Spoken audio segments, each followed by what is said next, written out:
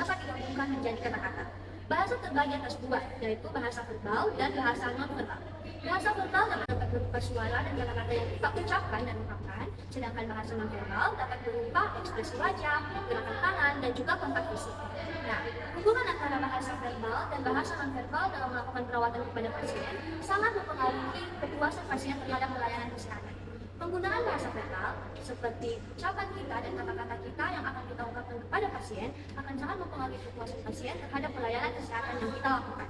Begitupun dengan penggunaan komunikasi non-verbal, dapat berupa ekspresi wajah, dapat berupa gerakan tangan kita, dan juga kontak fisik yang dapat kita lakukan dengan pasien. Hal itu akan sangat mempengaruhi kenyamanan dan kepuasan pasien terhadap suatu perawatan yang kita lakukan. Kedua hal ini akan sangat berhubungan satu sama lain untuk mewujudkan kenyamanan dan kepuasan yang sempurna bagi pasien. Untuk itulah mengapa kita sebagai tenaga kesehatan perlu sekali untuk meningkatkan kemampuan komunikasi verbal maupun non-verbal. Untuk itu, di sini kami akan menampilkan contoh dari penggunaan komunikasi verbal dan non-verbal dalam melakukan asuhan perawatan kepada pasien.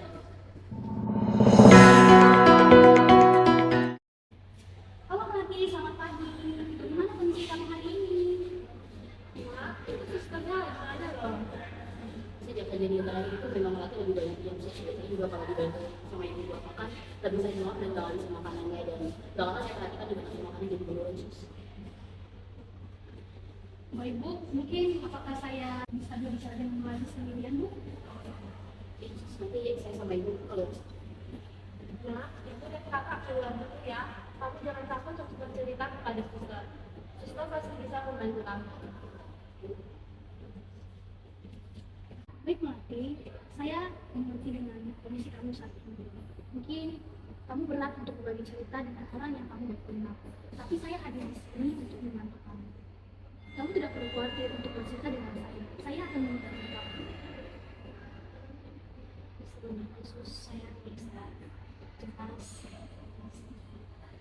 Saya khawatir saya sus. Saya mengerti dengan situasi kamu. Mungkin ini benar-benar situasi yang sulit bagi kamu. Apakah kamu ingin menunjukkan cerita kamu tentang perasaan kamu hari ini? Saya takut, saya khawatir,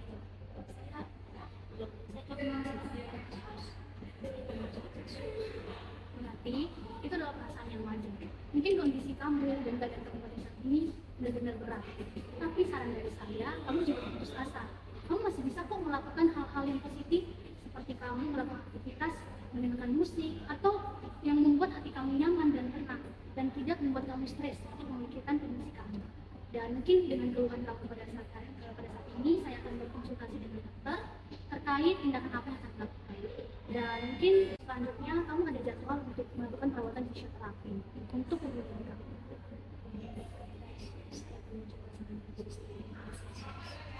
Oke Melati, saya permisi dulu ya Melati.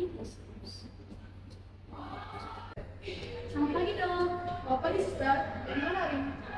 Jadi dok, hari ini saya begitu merasa capek ya dok. Karena saya mengurus pasien yang datang kemarin, yang dimana saya kewalahan dalam merawat dia dok. Yang datang kemarin, Melati ya? Iya dok. Bagaimana keadaan Melati hari ini? Jadi dok, saya sudah pulang merawat sendiri dan melihat kondisinya. Terkait kondisinya saat ini, Nona Melati merasa putus asa dan merasa cemas terkait dengan kondisinya pada saat ini. Dimana dia khawatir terkait masa depan kelak. Karena kalau kita lihat bersama bahwa kondisi Nona Melati, dia mengalami faktor yang begitu membuat kondisinya sulit untuk menerimanya. Baiklah. Sepertinya kita perlu berkolaborasi dengan tim yang lain untuk memberikan pelayanan yang maksimal kepada Melati. Dari hasil X-ray yang telah dilakukan, di sini terlihat bahwa fraktur yang dialami oleh Melati ini adalah fraktur tertutup. Dan penyembuhannya nantinya akan lumayan cepat jika dibarengi dengan terapi dari fisioterapi. Maka dari itu saya akan membuat surat pengantar bagian fisioterapi. Selanjutnya, Suster Maya nantinya bisa berkolaborasi dengan bagian fisioterapi terkait kondisi pasien dan juga jadwal yang akan dilakukan, jadwal terapi Yesus. Kemudian jangan lupa untuk menginformasikan kepada pasien terkait hal ini dan minta persetujuan pasien. Oke, baik dok. Mungkin saya bisa ulangi kembali, yang dimana nanti saya akan berkolaborasi dengan bagian fisioterapi, kemudian mengatur jadwal terkait terapi yang akan diberikan kepada Melati. Selanjutnya nanti saya akan menginformasikan apa yang saya sampaikan ini kepada keluarga keluarga maupun kepada pasien tentang persetujuan yang akan kita lakukan. Lalu dok, bagaimana terkait dengan diet pasien sendiri? Karena program pasien sendiri mengatakan bahwa pasien akhir-akhir ini tidak nafsu makan. Kemudian tiap pasien makan itu pasti makanannya selalu tidak habis. Mungkin kita bisa berkolaborasi juga dengan ahli gizi dok, bagaimana saran dok? Tidak nafsu makan ya? Iya. Sepertinya saran dari Suster Maya bagus. Silakan untuk menghubungi ahli gizi setelah ini untuk memberikan diet pasien yang sesuai untuk mempercepat proses penyembuhan pasien. Tidak ada batasan khusus untuk makanan pasien. Oke dok, terima kasih atas segala informasinya. Mungkin nanti habis ini saya akan langsung berkolaborasi dan menghubungi bagian dari fisioterapi dan ahli gizi yang seperti dokter sampaikan. Terima kasih ya dok. Baik, terima kasih. Permisi. Selamat pagi Bu Siti. Selamat pagi Suster Maya, gimana kabarnya Sus? Ya, akhir ini saya merasa capek dan lelah karena saya sekarang kerjanya di ruang omsal. Jadi saya mengurus pasien dan saya benar-benar saya capek dan lelah. Semangat ya Sus, lalu kedatangan sini ada yang bisa saya bantu Suster? Ada Bu, jadi tujuan kedatangan saya di sini, saya memiliki pasien atas nama Nunu Melati, yang dimana saya diinstruksikan oleh dokter sendiri untuk berkolaborasi dengan ibu terkait kondisi dari Nunu Melati tersebut. Oke, Nana Melati ya Sus? Iya, Bu. Oke, sepertinya dokter sudah mengirimkan surat pengantar untuk terapi. Namun sebelum itu bisa Suster untuk menjelaskan kondisi pasien saat ini supaya saya nanti dapat melakukan terapi yang Oke, tentu boleh Bu. Jadi di sini saya mau membawa hasil rekam medik pasien, yang dimana ini hasil rekam medik pasien atas nama Nona Melati. Jadi Nona Melati ini mengalami kondisi fraktur femur. Nah, kemudian di sini mungkin bisa melihat gambaran dari X-ray-nya sendiri.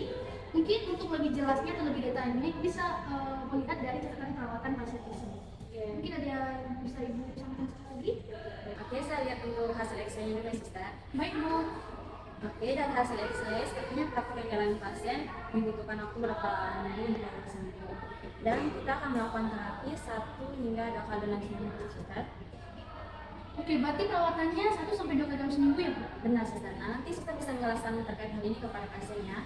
Oke, saya akan mengulangi instruksi yang saya jelaskan tadi. Oke, atas nama Nana Melati, umur 20 tahun di ruang 405 akan menjalani terapi fraktur femur 1 hingga 2 kali dalam seminggu. Benar Bu. Baik. Jadi mungkin nanti untuk informasi Ibu sampaikan kepada saya, mungkin nanti saya bisa menyampaikannya kepada keluarga pasien ataupun kepada pasien sendiri. Terus kemudian nanti ini nanti data yang saya sudah Ibu berikan kepada saya akan bilang kepada dokter sendiri dan terkait perawatan yang akan diberikan kepada anak tersebut. Oke, baik Suster. Nanti saya akan bisa ke ruangan untuk mempersiapkan konsultasi untuk melakukan persiapan untuk Suster. Oke, baik Bu, saya kembali dulu ke ruangannya ya Bu. Semangat ya Suster. Iya, permisi Bu. Ya. Selamat pagi Bu Rina. Selamat pagi Suster Maya. Apa yang bisa saya bantu? Untuk Anda Bu, jadi tujuan kedatangan saya di sini, saya memiliki pasien atas nama Nana Melati, umur 20 tahun. Sekarang pasien dirawat di ruang bangsal nomor 105. Jadi kondisi pasien saat ini, pasien mengalami fraktur akibat kecelakaan dua remot. Baik, apakah ada masalah pada sistem pencernaan pasien? Untuk masalah pemeriksaan sendiri, pasien tidak mengalami masalah dari sistem pencernaan. Tapi keluarga pasien mengatakan bahwa pasien akhir-akhir ini tidak nafsu makan dan makanan yang dimakan pasien itu tidak habis. Tidak nafsu makan. Apakah ada order khusus dari dokter untuk diet pasien? Terkait order dokter sendiri tidak ada Bu. Jadi dokter ini menginstruksikan saya untuk berkolaborasi dengan Ibu terkait kondisi pasien karena dokter mau diet pasien ini dijalankan agar pasien cepat sembuh. Baik, nanti saya dan tim akan bekerja sama untuk merancang diet pasien agar proses remodeling tulang pasien cepat sembuh. Baik, kalau begitu Sus, apakah ada pasien ada alergi terhadap makanan tertentu? Untuk alergi tidak ada. Oke, baik, kalau begitu saya akan secepatnya membuat diet untuk pasien. Oke Bu, saya permisi dulu Ibu, saya akan kembali ke ruangan pasien. Terima kasih buat atas informasinya. Sama Sus. Halo Suster Rina, benar pasien Anda atas nama Nana Melati? Benar Suster Maya, ada apa? Oke, baik, di sini saya mendapatkan instruksi dari dokter yang dimana mulai besok pasien atas nama Nana Melati akan mengalami perubahan dan pasien Nana Melati akan dikunjungi oleh bagian dari fisioterapi. Kemudian akan ada perubahan diet makan pasien. Jadi suster pastikan pasien makan dengan teratur dan menghabiskan makanannya ya sus. Baik Suster Maya, saya ulangi instruksinya. Petugas fisioterapi akan datang mengunjungi pasien besok pagi untuk melakukan kontak waktu dan persiapan terapi. Edukasi terkait menu yang diberikan mungkin akan berubah dan menganjurkan pasien untuk makan teratur dan menghabiskan diet yang telah diberikan. Apakah sudah sesuai? Oke, sudah sesuai sus. Apakah ada tambahan terapi obat untuk pasien lain, obat yang dihentikan sus? Untuk sejauh ini tidak ada sus, tapi kita harus tetap mengikuti instruksi dari dokter ya sus. Baik, terima kasih sus. Ya.